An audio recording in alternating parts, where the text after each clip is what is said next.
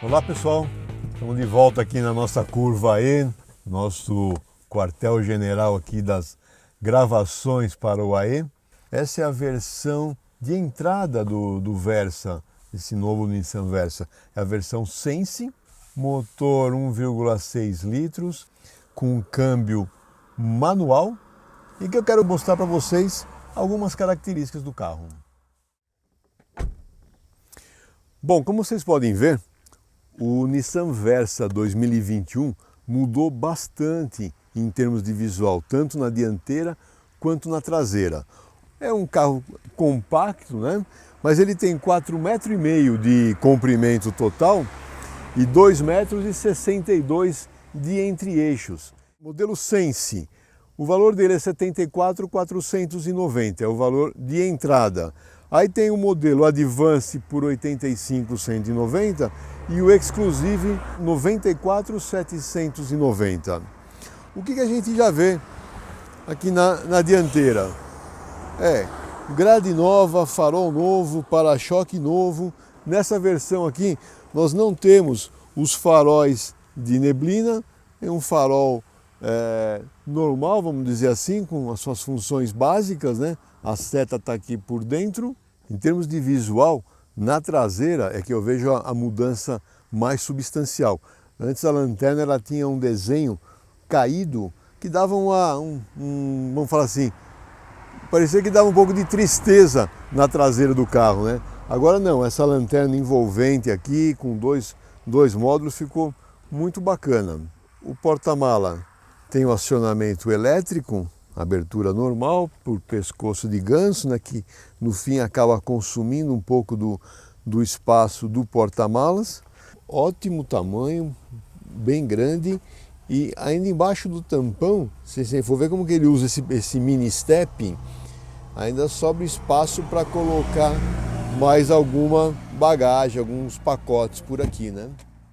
Aqui na rodagem a gente vê as rodas são de aço com calotas de plástico.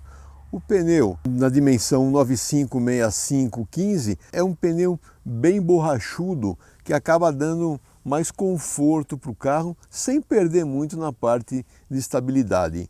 E a gente já pode ver freio a disco na dianteira e a tambor na traseira, que é o padrão desse nível de veículo, né?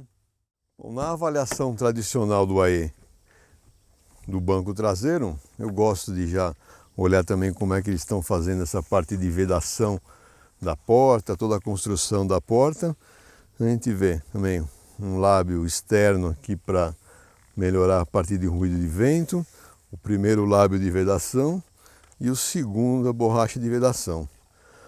O painel de porta, ele tem um espaço para colocar uma lata, uma garrafa. E em termos de espaço traseiro, de novo, o banco dianteiro está regulado para a minha posição, eu tenho 1,81 m de altura, você vê que eu me acomodo muito bem aqui atrás, né? Olha só, boa inclinação do encosto, bom apoio para as pernas, bom espaço para joelho, para os pés. Olha, fazia tempo que não sentava me sentia tão confortável na traseira de um carro compacto. O curioso é que os encostos de cabeça, eles não são ajustáveis, eles são fixos, mas, ou seja, eles cumprem com a legislação que obriga a ter os 3 encostos de cabeça e obriga também a ter os 3 cintos de segurança de 3 pontos, né?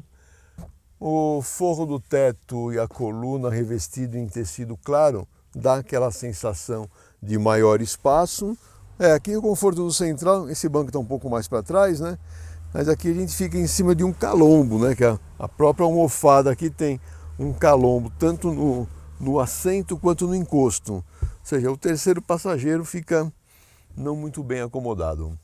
O motor é 1,6 litros, é um motor de 4 cilindros, duplo comando de válvulas no cabeçote, acionamento por corrente, com variação de fase continuamente na admissão e no escape.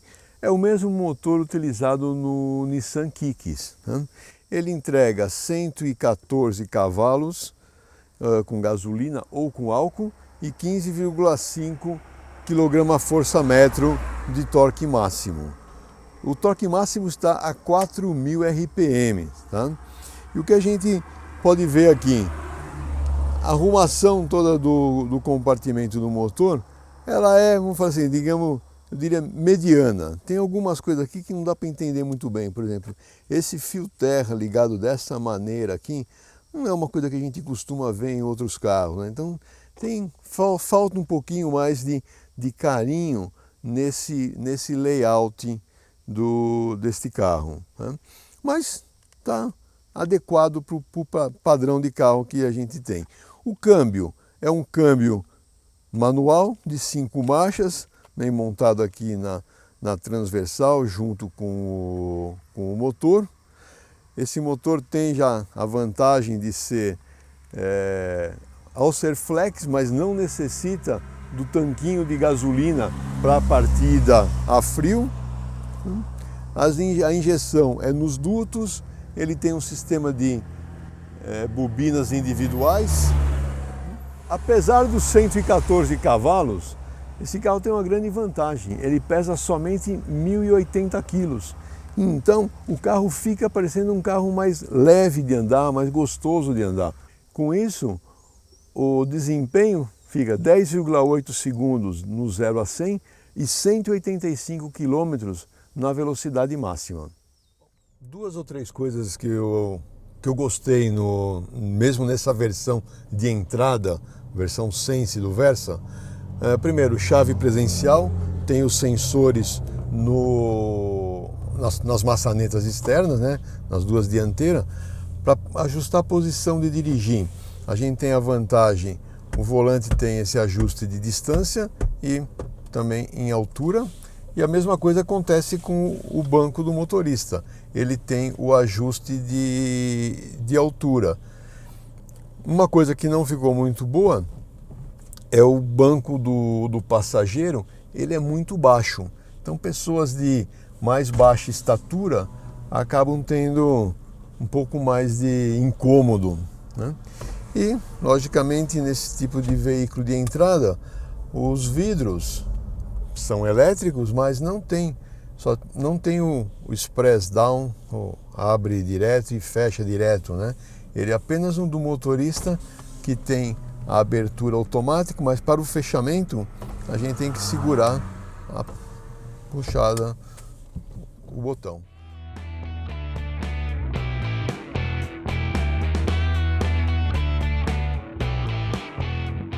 Estamos hoje no Auto Posto Portal, em Araçariguama, né? Eles emprestaram o elevador para a gente fazer a nossa análise técnica.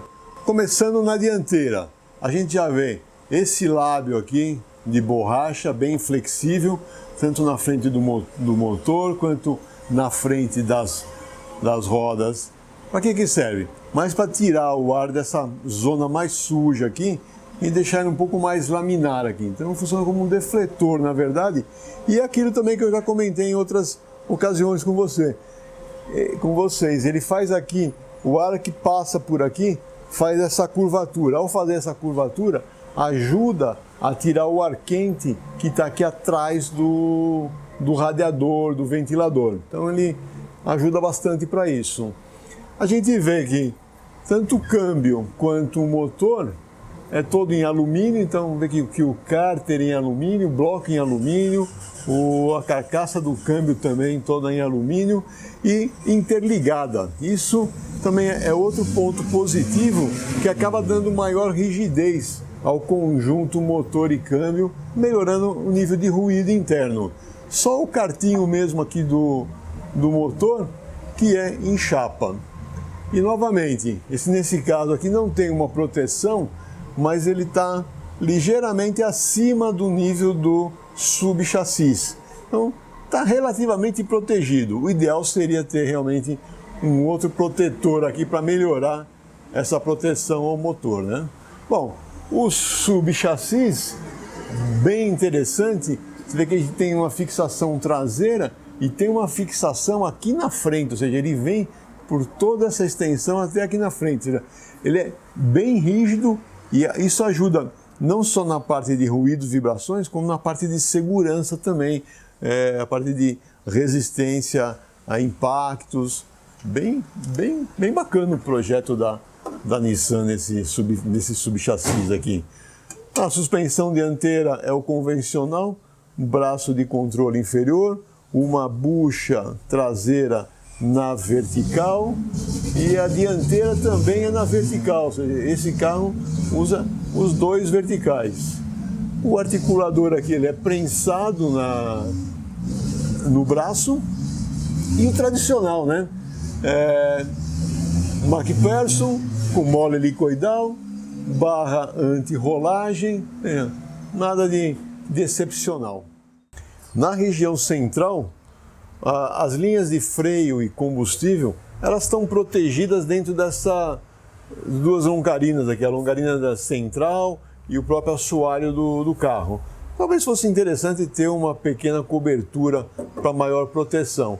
A gente vê um outro reforço também estrutural colocado aqui bem na direção do banco traseiro, né? E chegamos no tanque de combustível, que é um tanque plástico. Nesse caso ele é um tanque pequeno, 41 litros. Eu sei que como o carro tem um bom consumo de combustível, ele dá uma boa autonomia, mas eu gostaria que fosse mais perto dos 50 litros o tanque, né? E finalmente o eixo traseiro, que é de torção. A gente vê uma chapa estampada em U, né? Não tem barra anti-rolagem por dentro, ou seja, somente a viga em U faz toda a estrutura de trabalho da suspensão. As buchas aqui na frente tem tamanho médio, não vou dizer que é um tamanho grande esse daqui, mas elas isolam bem o ruído. E o que ajuda também a isolar bastante o ruído são esses apoios de mola, tanto o superior quanto o inferior tem um apoio de borracha. Isso faz com que toda a aspereza de rodagem das rodas e pneu não se transmita diretamente para a carroceria, tem essa isolação.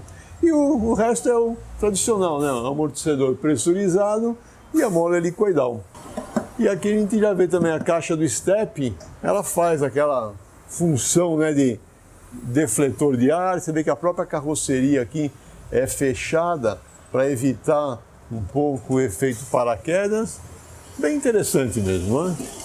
Gostei de todo o conjunto que eu via aqui por baixo do Versa. Bom, vamos voltar agora para a Estrada dos Romeiros e completar nossa avaliação. Então, de volta aqui na Estrada dos Romeiros, vou mostrar um pouco mais das características dinâmicas do carro. A primeira coisa que a gente já vê aqui, após contornar a curva E e esse S que tem depois da curva, a gente vê a precisão do sistema de direção, né? Ela é eletroassistida e cresce o esforço, obviamente, com a velocidade, mas ela é muito boa. Ela não transmite vibrações, ela vem bem gostosa. A parte de centragem dela, novamente, eu sou um cara que eu gosto da direção bem esportiva, com uma centragem bem positiva. Mas essa aqui não cansa quem está usando o carro. Na descida da serrinha aqui, a gente vai vendo a modulação do freio, a capacidade de fazer punta-taco. Não é aquele punta-taco tão telepático quanto o Bob Sharp gosta, mas se você tiver atenção, você consegue fazer bem feito. O que eu já falei ali quando estávamos vendo o motor, o peso do carro ajuda bastante no desempenho desse motor. Eu vejo que aqui na subida da serra ele vai bem, não preciso carregar muito no pedal do acelerador. Mesmo assim eu consigo manter uma boa velocidade. A operação do câmbio, ou seja, a alavanca de câmbio como um todo, ela está numa altura muito boa, fácil, os engates são muito facilitados. Gostei também dessa parte de operação do câmbio manual, são bem secos e bem precisos. Vamos fazer uma arrancada aqui nessa subida. Então primeiro vamos verificar se o carro tem o auxílio de saída em rampa. Tirando o pé do freio, o carro ficou parado. Significa que ele tem um sistema. Aí agora ele soltou.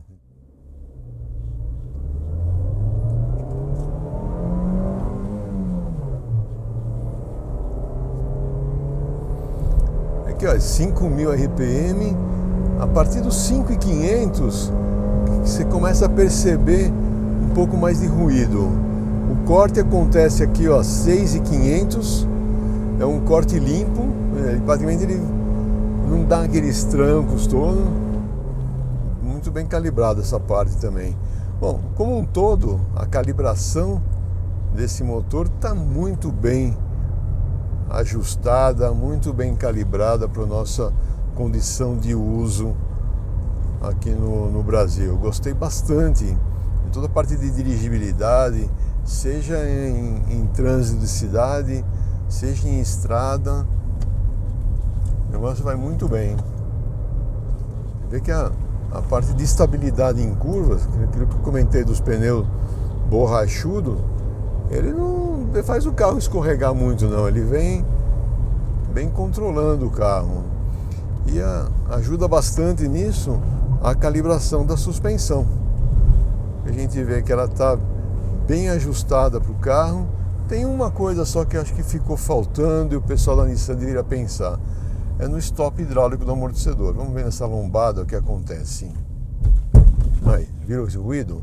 Esse ruído o que é? É o fim de curso de abertura dos amortecedores dianteiros. Então ele abre até o final e no final falta um batente hidráulico para não dar esse ruído. Na traseira eu cheguei também a pegar um ruído de queda de roda, mas aí foi numa condição muito abusiva que eu acabei passando numa lombada. Então não dá para criticar a traseira, mas a dianteira mereceria uns batentes hidráulicos aí.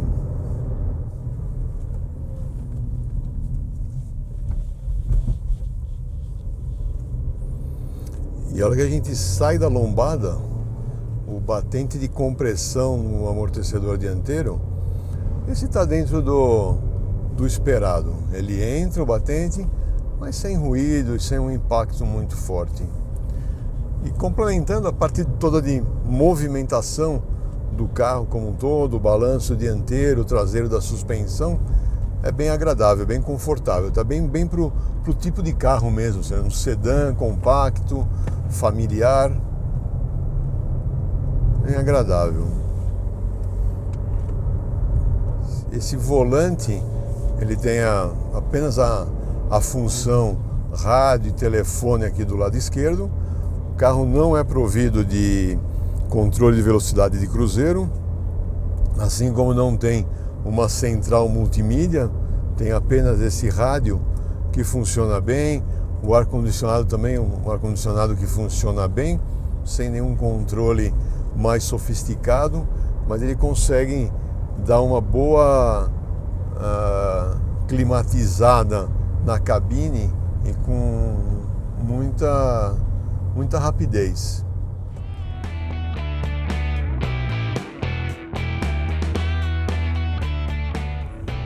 Nível de ruído interno, mesmo rodando na rodovia 120 por hora, muito bom. E nessa mesma condição de 120, 110, que foi a velocidade que eu vim de Campinas até aqui na curva E, consumo de combustível, o carro está abastecido com álcool, deu 11,4 km por litro, um consumo muito bom dentro dos padrões aí que a gente tem observado para consumo com álcool. Gostei bastante. Bom, espero que vocês tenham gostado de mais esse vídeo. Se gostaram, por favor, deixe seu like. No site tem toda a ficha técnica, a lista de conteúdo e mais alguns detalhes que a gente acaba escrevendo lá. Então, obrigado novamente pela sua audiência e até a próxima.